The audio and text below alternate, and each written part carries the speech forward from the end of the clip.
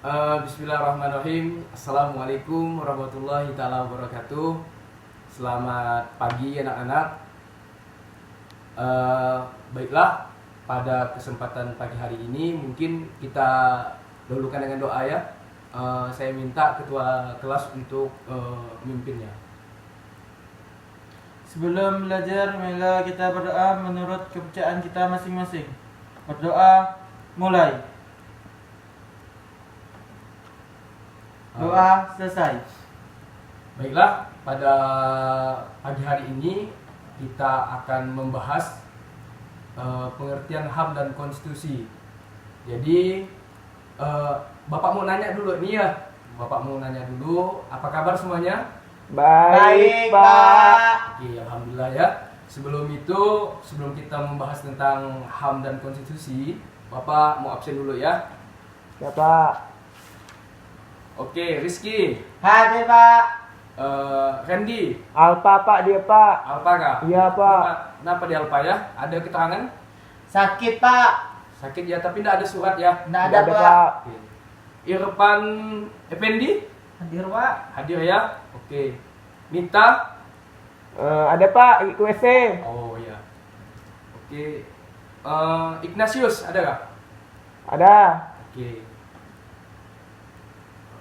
Baiklah, pada kesempatan pagi hari ini mungkin ada yang pernah mendengar HAM dan konstitusi sebelumnya, anak-anak. Hak asasi kali Pak ya. Ya, itu adalah kepanjangannya, tapi sudah benar gitu ya. Jadi hak asasi manusia itu adalah hak, dalam bahasa Inggrisnya adalah human rights.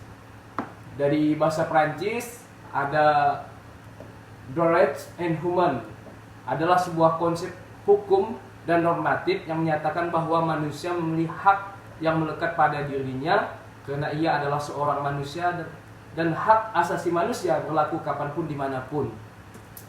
Jadi hak asasi manusia itu adalah hak yang melekat, anak-anak. Hak yang melekat sejak lahir, yang harus dilindungi. Tidak boleh pun, siapapun tidak boleh itu menghilangkan hak itu. Hak itu melekat sejak lahir, Bapak ya. Paham? Paham Pak. Lahir yang harus dilindungi oleh negara, oleh masyarakat. Contohnya gimana Pak? Contohnya gini ya, kalau hak asasi manusia itu hak yang melekat, contohnya hak untuk hidup, hak untuk dilindungi oleh hukum, itu adalah hak asasi manusia. Jadi gimana Pak kalau untuk pelanggaran, misalnya pembunuhan gitu kan, apakah itu merupakan suatu tindakan melanggar HAM Pak? Ya jelas, itu adalah melanggar HAM. Jadi menurut John Locke, di mana hak alamiah ini manusia harus dilindungi oleh pemerintah. Katakan Bapak tadi kan benar kan? Dia harus dilindungi oleh pemerintah.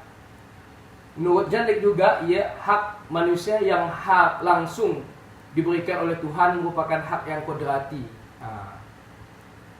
Yang kodrati yang memang sudah dikasih oleh Allah, yang berhak untuk mengambil hak itu adalah Allah Subhanahu wa taala. Sampai di sini ada mau ditanyakan? Tidak Pak. Ya, kita lanjut ya, anak-anak ya. Ya. Mudah-mudahan tidak ngantuk ya. Tidak ngantuk karena masih pagi kan. Harapan Bapak ya kalian paham lah mengenai apa yang Bapak sampaikan. Jadi fungsi dan macam-macam HAM di sini. Macam-macam HAM terdiri dari hak asasi politik, hak asasi hukum, hak asasi dan sosial dan budaya, dan hak pribadi. Di sini ada hak asasi politik, di mana HAM itu juga membahas itu, bahas politik. Contohnya, Bapak gini ya, hak untuk dipilih dan memilih itu adalah hak asasi manusia. Misalnya si Randi ya, Randi kan? Ya Bu. Ya, Randi mencalonkan menjadi ketua kelas, contohnya gitu. Itu hak dia. Dan memilih ketua kelas itu juga hak politik. Misalnya dalam hal yang kecil itu saya ambil yang kecil lah gitu. Mungkin dalam hal yang besar, politik ini kan membahas negara misalnya. Oh, contohnya gini ya, anak-anak, misalnya Irfan Effendi mencalonkan anggota bupati, ini itu hak dia. Kalau dia mampu untuk mencalonkan, gitu nggak boleh ada pun orang yang mengintervensi atau untuk melarang dia karena dia sudah mampu. Jadi fungsi, kita lanjut ya, nanti yang tadi ada 4 hak yang Bapak sampaikan, nanti mungkin ditanyakan, mendak kita bahas hak asasi hukum. Di sini ada juga, di mana hak asasi hukum ini kesetaraan hukum, tidak ada yang kebal hukum. Misalnya orang yang mengambil sendal orang dihukum berapa bulan. Contohnya yang korupsi itu tidak dihukum misalnya kan, kebal hukum itu tidak boleh, itu sudah melanggar hak asasi manusia. Ada hak asasi sosial, budaya, dan ada hak pribadi. Kita lanjut ya, nanti ditanyakan saja. Ya, Pak. Bapak ada sesi pertanyaan nanti. Dan fungsi HAM. Di sini ada fungsi HAM, yaitu untuk menjamin kelangsungan hidup dan kemerdekaan dan hak untuk berkembang dan dirampas atau dilanggar oleh siapapun. Jadi hak asasi manusia di sini adalah hak untuk hidup, hak untuk berkembang, dan hak untuk bebas, dan siapapun yang mengintervensi ataupun yang merampas hak itu, maka itu adalah sebuah pelanggaran hak yang harus ditindaklanjuti. Mungkin sampai di sini pengertian HAM dan fungsi macam-macam HAM. Ada yang mau ditanyakan? Saya Pak. Silakan. Pak. Siapa? Ignatius ya. Ya, Silakan. Pak. Saya ingin mau tanya Pak, kalau misalnya dalam suatu keluarga itu suaminya direbut oleh orang lain, itu termasuk pengambilan hak orang lain atau tidak Pak? Bisa dipidanakan atau tidak? Ya, baik ya. Nampaknya ini kayak pengalaman juga ya. Pengalaman, saya lihat ini Ignatius ini bagus sekali pertanyaannya. Jadi pertanyaan tadi kan, apakah setiap ada seorang keluarga yang suaminya itu dirampas, gitu kan? Betul Pak. Ya. Jadi itu adalah termasuk pelanggaran HAM juga, pelanggaran HAM, tapi itu lebih ke tidak tahu kita ya kronologinya gimana gitu. Apakah dia termasuk pelanggaran pidana atau pelanggaran perdata atau gimana lagi gitu kan? Cuman apakah dia memang suka-suka sama suka atau gimana? Karena Bapak lihat kita kan dijamin untuk nikah lebih dari satu kan, misalnya gitu. Betul. Oke, itu ya. Ya Pak. Oke, kita lanjut ya. Pengertian konstitusi. Ada yang tahu konstitusi itu apa? Konstitusi. Ada pernah mendengar konstitusi? Kayak perbincangan gitu, bukan ya Pak? Perbincangan. Yang seperti apa berbincang?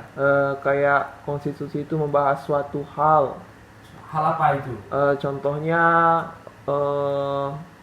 tentang konstitusi pemerintahan, konstitusi ideologi, itu kan lebih diperbincangkan dan diperdebatkan karena setiap orang itu kan memiliki pendapatnya masing-masing tentang hal tersebut.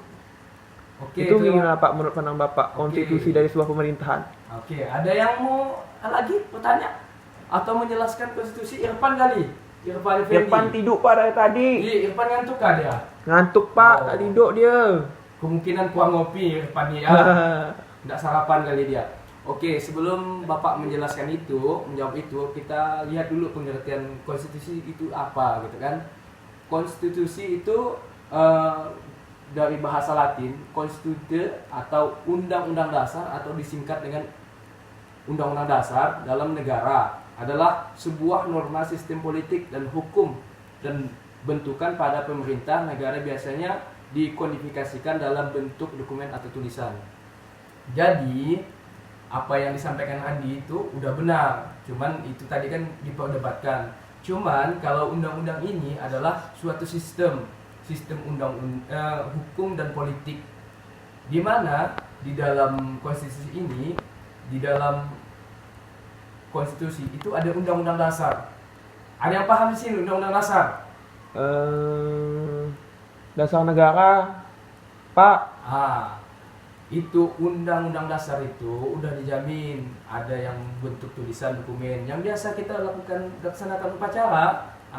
Itu kan ada pembukaan undang-undang apa itu kan, itu adalah merupakan rujukan. Misalnya gini ya, ada sebuah rumah ini negara lah, rumah bapak akan jelaskan analogikan seperti itu. Rumah pasti ada pondasi kan, Ya Pak. ya kan. Ya Pak. Sebelum itu diapakan dulu rumah itu? Dikasih pondasi kan, dikuatkan dulu. Tiang. Jadi itulah undang-undang, sepertilah undang-undang ini menjadikan rujukan suatu pembuatan suatu kebijakan. Misalnya, gimana Pak kebijakan itu? Misalnya kan gitu.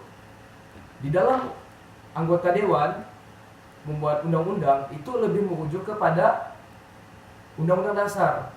Tidak boleh satupun orang melanggar undang-undang dasar ini karena ini menjadi rujukan undang-undang, membuat undang-undang. Jadi ada pendapat Meriam Budiojo, konstitusi merupakan piagam yang menyatakan cita-cita suatu bangsa, dasar organisasi bangsa, di dalamnya berisi peraturan pokok utama yang berhubungan dengan perkembangan kekuasaan dan cita-cita bangsa. Tadi kan Bapak jelaskan. Disitulah pondasi suatu bangsa maupun dikecilkan lagi pondasi rumah. Di situ ada cita-cita bangsa, ada yang mengatur bagaimana kita bernegara di situ yang tidak boleh dilanggar. Mungkin ada yang mau bertanya di sini, Irfan Effendi mungkin, Ignatius. Iya Pak, saya Pak. Siapa? Saya Pak, Silakan, saya Pak. silakan. Saya ingin bertanya tentang kenapa sih undang-undang itu kan sudah dibuat sesuai dengan ketentuan dari sebuah negara. Kan tetapi masih banyak masyarakat yang melanggar hal tersebut. Itu Pak seperti apa menurut Bapak? Oke. Bagus sekali pertanyaannya itu ya. Begini ya. Kalau menurut Bapak, Pak, kenapa kata siapa tadi ya? Ignatius ya, luar biasa Ignatius nih. Kayaknya nanti ini nampaknya kayak bisa jadi anggota legislatif nantinya ini. Bapak lihat, mudah-mudahan lah di sini sukses semua. Karena tadi Ignatius, kenapa Pak undang-undang itu udah ada, peraturan dibuat, tapi masih banyak masyarakat yang masih melanggar undang-undang gitu ya. Ya Pak. Oke. Jadi menurut Bapak, apalagi undang-undang itu dibuat bagaimana tujuannya untuk menjamin suatu kehidupan masyarakat yang tentram dan damai. Itu. Cuman di dalam lingkungan kita masih banyak sekali pelanggaran-pelanggaran. Contohnya gini aja ya, masa kecil saja kita ambil contohnya di dalam keluarga. Pasti ada pelanggaran yang memang dilakukan oleh keluarga kita, baik sengaja maupun tidak sengaja, kan gitu. Karena di dalam masyarakat maupun di Indonesia contohnya yang lebih luas, karena ini bicara tentang orang ramai, orang banyak gitu kan. Setiap tindakan orang beda-beda. Di kelas ini saja, Ignatius sama enggak dengan Ipan? Beda Pak. Beda. Depan pemalas. Ada yang malas, ada yang baik, ada yang jahat. Itulah kehidupan. Makanya apalagi Bapak tanya balik lagi, apalagi kalau tidak dibuat undang-undang ataupun tidak dibuat peraturan perundang-undangan atau hukum, bagaimana? Nggak terarah Pak. Tak diarah. Ya. Apalagi? Bingung saya Pak, soalnya banyak sekali aspek-aspek yang harus dibenahi dalam kehidupan. Dibenahi ya. Contohnya ada yang lagi mau jawab? Nggak ada ya? Ngantuk nampaknya ya, santai dulu. Jadi Bapak sebelum kita tutup ya, jadi tadi memang kalau hukum itu, kalau ada hukum juga masih banyak yang melanggar. Yang jelas apalagi tidak ada hukum, tentu kehidupan masyarakat itu akan kacau.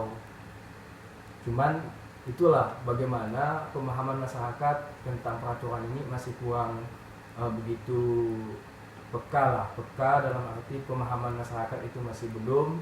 Tentunya kalian sinilah yang menjadi ujung tombak nantinya masa-masa depan yang akan menjadikan sebuah yang paham, yang mampu, yang sudah tahu itu akan menjelaskan kepada masyarakat. Oke, udah ngantuk semuanya? Udah Pak, udah mau habis Pak jamnya, tinggal 1 menit lagi. Sedikit lagi ya. Ya Pak. Sedikit lagi. Konstitusi dan Indonesia yang mengatur HAM. Jadi untuk yang konstitusi, kaitannya konstitusi dengan HAM itu ada dijelaskan dalam Undang-Undang 27 pasal 27 Undang-Undang Dasar 1945 yang membunyi segala warga negara bersama kedudukan di dalam hukum dan wajib menjunjung hukum pemerintah dan tidak boleh dikecualikan. Banyak sekali undang-undang terkaitan konstitusi dan konstitusi Indonesia dan mengatur HAM, yaitu pasal 28. Oke. Sampai di sini ada yang mau bertanya? Tidak Pak. Tidak ya? Rizky mungkin mau bertanya? Tidak Pak. Tidak ya? Irfan, ada yang mau bertanyakan? Jelas Irfan. Pak, cukup jelas. Jelas ya? Paten kali Bapak. Oke, terima kasih. Harapan Bapak tentunya kalian dapat memahami apa yang Bapak sampaikan. Mudah-mudahan kalian paham dan ngerti. Jadi ngantuk sudah ya. Mungkin kita sampaikan sampai di sini dulu. Mungkin nanti kita lanjutkan dalam pembahasan yang lebih mendalam tentang konstitusi dan HAM. Rizky ngantuk kah Rizky? Enggak Pak. Enggak ya? Enggak. Oh iya. Sarapan tadi, sarapan. Sarapan Pak tadi pagi. Oke. Oke, kita lanjutkan dengan doa lah ya, doa. Karena waktunya pun sudah habis. Mungkin siapa tadi untuk mimpi doa? Rizky Pak, Rizky Rizky. Ya Pak. kan? Lanjut ya Rizky ya. Gitu. Sebelum mengakhiri pelajaran ini, marilah kita berdoa menurut kepercayaan kita masing-masing. Berdoa mulai. Selesai. Oke, terima kasih anak-anak atas perhatiannya. Saya ucapkan selamat siang. Saya iri dengan wabillahi taufiq wal hidayah. Wassalamualaikum warahmatullahi taala wabarakatuh. Waalaikumsalam warahmatullahi wabarakatuh. Makasih Pak.